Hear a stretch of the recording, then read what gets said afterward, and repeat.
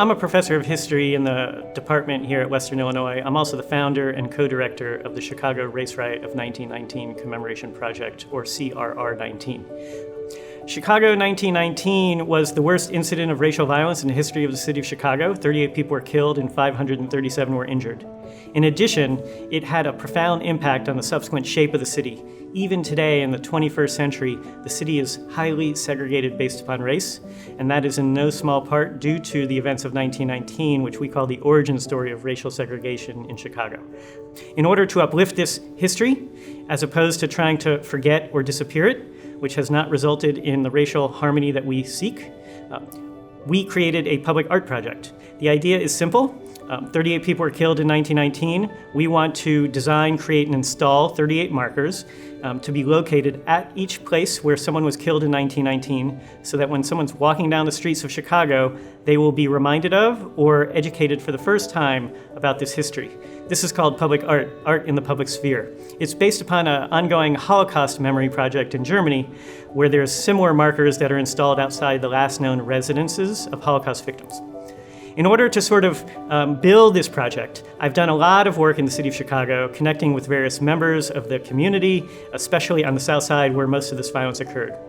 As this project grew, I started to enlist some students at WIU in order to assist me with the research and the publication and the promotion of the efforts that we have.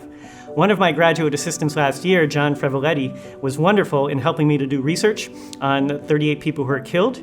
Part of my duties as a member of the CRR19 team was to research all the victims of the riot. So anyone that died in the riot, I was to ascertain as to the reasons why, as well as to find out other details, such as where they lived, what their occupation was, family members, and any other important details that I could find. And to do this, it involved quite a lot of historical skills that I had started to work on at my time at Western, but were really developed by working on this project. And that included a lot of archival research, a lot of online archival research through Cook County records, through death records, addresses. It was a lot of time spent doing archival research and honing some skills that are necessary, I think, for every historian to have. I think that this is a very relevant project to be a part of, as well as a fun and engaging one. I knew virtually nothing about this riot, and it's one of the more important moments in American history, I believe, that goes unnoticed, as a lot of important moments in American history seem to do. And it was beneficial not only for myself as an Illinoisan, but to myself as a historian. Other students actually assisted with building and improving the website, chicagoraceriot.org. And as a result, WIU students, both undergraduates and MA students, have materially assisted in the promotion of and the improvement of the CRR19 project.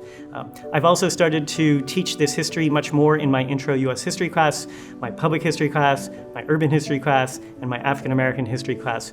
And I often have students assist me in various ways after we have discussed this subject in class. And so it's an example of, I believe, how a professor's research and public engagement can neatly improve and be improved by my students here who will be learning this history, but also how the students are contributing to this ongoing public art and public history project in the city of Chicago. Thanks.